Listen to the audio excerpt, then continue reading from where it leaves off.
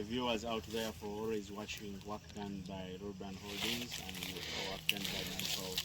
And I want to appreciate you out there who is watching our videos. Those that are watching from Namibia, from Malawi, from United Arab Emirates, from Canada, from the United States of America, from Tanzania, from Rwanda, from Kenya, from Ghana, from wherever you're watching from. I'm always very excited to really see that you're watching out from those countries, and I would love it if you're watching, comment with wherever you're watching from, the country where you're watching from, and we're actually very excited to always put out information that is very beneficial and very educative to our farmers out there. Our major goal is to make sure that we support as much livestock farmers as possible, and also turn those farmers that have not been able to make profits into profit-making farmers. That's our major goal, and we are going to move with you to make sure that we attain that goal. I want to talk about silage production. This is maize, and we're going to cut all of it. We have 15 acres here, and we're going to cut all the maize into silage. We're going to produce silage for our animals and also for sale. Excuse me. This is the business we do, silage and hay production for sale. So I want to talk about the advantages of maize silage over other materials that we make in the silage and the vice versa. So maize, of course, you're going to get, if you have planted it very well and fertilized it well, you're going to get very, very high production per unit area. That's one. That's one advantage. But there are people who plant maize and they don't give it care. You don't put manure. You don't use the right seed. But how do you expect to get production? And remember, what we are looking at is production. So if production, the quantities, if they cannot happen, then you are wasting time, and you shouldn't actually plant that season. So you are able to put manure, able to do agronomic practices, you weed, you plant well, and you use the right seed. Then you are able to get the high production that I'm talking about, and that's a very big advantage. Two, the nutritional contents, because we are going to let this maize grow, and it is able to put on we are going to let this cob be able to grow and put on, and when the cobs can produce milk liquid when you place on them. I've recorded a video before on the right stage at which you have to cut the maize.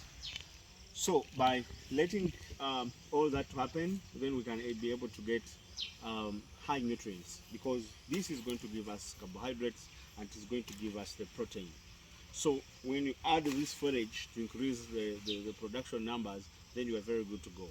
So you are going to have a high production, and you're also going to have the high nutrients that you need. And with those high nutrients, then you're able to get the products that you want to talk about.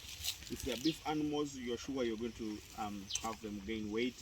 And if they are milking animals, you are going to be sure that you're actually going to get the milk, because the quality is going to be good. And two, three probably, you're not going to use a lot of ingredients. Actually, even if you produce this maize and you don't put molasses, and you don't put a lot of molasses, and you don't put microbes, it is going to still convert and ferment and give you the silage. So you can reduce the cost of putting the materials like we do the other side in the NAPIER. So those are the advantages. The disadvantages, there are two. Mainly, the cost is very high of maintaining the maize. First of all, you must make sure that you are going to fertilize, highly fertilizing, to make sure that you can have something that looks like this, because this is the only way you're going to have a very high production. You can see how the maize looks like. It's still young, and it is putting double cobs. There is this, here there is this. So it is, some are putting double cobs, and you can see how they are looking like. So when I'm talking about production, actually this is what I'm talking about. You see how the maize looks like? It's very good, but this one has come after really making sure that we fertilize, we use the right seed, and we put the right agronomic practices. So then we talk about another disadvantage is that with maize you're going to cut once. You're going to plant, care, and once you cut, that is all. You actually have to wait for another season and you have to plant again. So that's a very big disadvantage. If you ever calculate longly on how your cows are going to feed, then you can easily run out of feeds and it can be disastrous. Compared to like Napier, the disadvantage, first of all, in comparing with maize, the Napier, the nutrients in terms of crude protein and in terms of the energy are not as good as what is happening here in the maize. That's one. But with Napier, you're able to cut as many times as possible. Actually, if you fertilize it and you have enough water, you can act up to 7 times in a year. You can cut very, very many times. It grows almost every day with manure and water. Even if you're not getting it, if you have planted it in a wet area, it is still going to do that. And even if you are just looking, even if it is not in a wet area, but you're looking at rain, natural rain, then you still have to cut up to 5 times.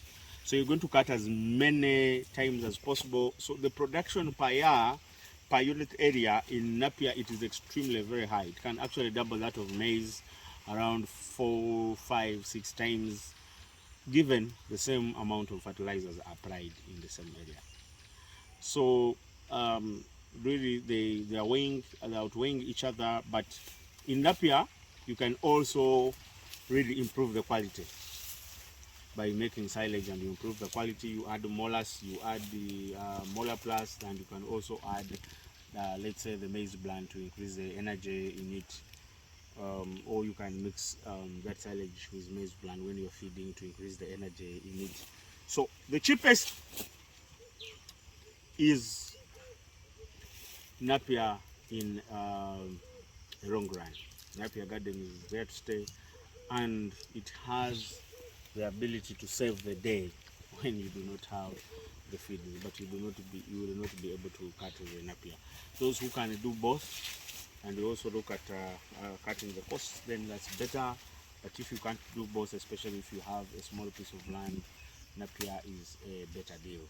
But if you can have a large piece of land and you can do both, then you can actually do both. But only plant maize when you are going to make sure that it gives you very high production, because you're going to put in a lot of money to spray, you're going to put in a lot of time, you're going to wait longer, and you're going to cut once and wait longer for another time to come again. So please be careful.